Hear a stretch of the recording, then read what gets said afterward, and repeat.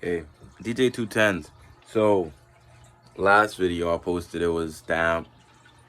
Sorry, the subs were going at different volumes.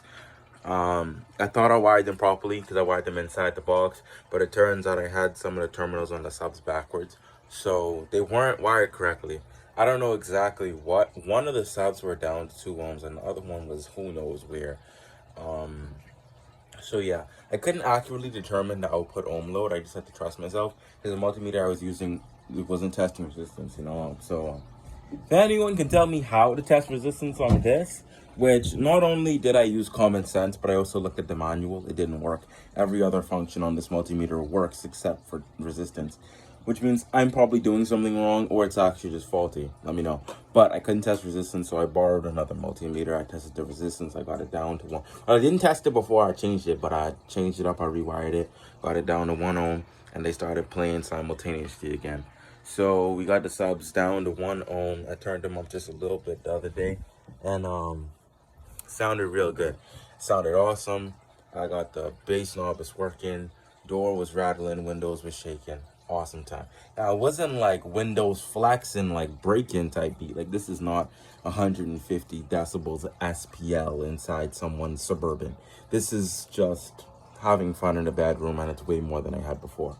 So I'm gonna show you what's going on down there, and maybe later I'll catch a video of me turning it up because finally I'm here alone. But I'll turn it up as soon as my neighbor leaves because I don't want to bother her. I mean, you retired, you want to stay home and have a good time. I'm not trying to infringe on your good day at home by playing loud music, right? Oh wow, look at me being so considerate. All right, so this is what it's looking like down here. Of course, well, it's the manual for that, whatever. These are 2 subs here. You already know the business. The water's down here now. Gotta stay hydrated. But let's give y'all a real update. Damn, how'd that happen? Anyways, I'll deal with that later. But yeah, this is the amp and the power supply here. I have it on this little carrier here. I used to use these to hold up this, but it turned out to be like perfect for me to just like drill the subs to or whatever. So yeah, this is it here. I would flip it around so you could see it, but that's a bit of work. I'll just have to crawl on the other side. So let me pull this over. So these are, of course, the wires coming out. They're both wired to 2, well, parallel in there, and then they come out, and I have them spliced together inside these terminals here. So yeah, you see the 4 wires going in. I got rid of all the extra stuff on the power supply. As you can tell, it's literally just black and yellow now. And you know what it is. Okay, everything's going into the amp, as you can see down there. Of course, I'm still lazy, so I didn't solder it, but yeah. This is a jumper wire. You already know the business. That's the only way the power supply is going to turn on, so I jumped those 2 wires. And that's it. So I flip this back. RCA running from in the back. You already know the deal. This plugs in right here. I can plug this in, turn it on. This is a little demo, but I probably won't play nothing crazy. So this is it. Ramps up a little bit when it turns on. There you go.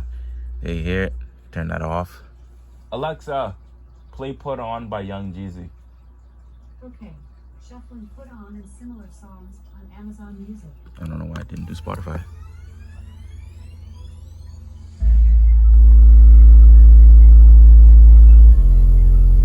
So yeah, that's the deal. Alexa, pause. So the amp works, but did I pause the device you expected? yes. So what I need to do is later when no one's home, I'm gonna get a sine wave, not a sine wave, well, yeah, sound wave, whatever. I'm gonna get a hertz sweep. I don't care what it's called. I'm gonna get a hertz sweep from somewhere in the low lows up to like, well, not low lows, because I have my subsonic filter up a little bit, maybe in like, I don't know what that is, like 10 hertz, whatever. So not the low lows, but like a sweep from like 20 hertz to about 100, and just see when the power supply shuts off, and then I'll up the gain until it shuts off on the sweep. Am I making sense? Am I making sense? Sorry. So the power supply shuts off when you turn it up too loud, and it'll play certain frequencies fine, but then certain frequencies draw more power. It'll just like get pissed off and shut off. You have to unplug it and then let it like parasitic drain the rest of the power out for like a couple seconds because it gets completely overloaded, and then you can plug it back in and it'll turn everything back on. But I don't want to have that happen. I want it almost like how you set the gain on your amp so you can turn your stereo to the max without it distorting. I want to set the gain on this amp so that I can turn this up to the max without the power supply shutting off. I want to have a seamless experience. So whenever I finally get the opportunity to do that, which is later today, I'm going to fix the gains, and that's going to be me and the amp. But yeah, that's the setup, peoples.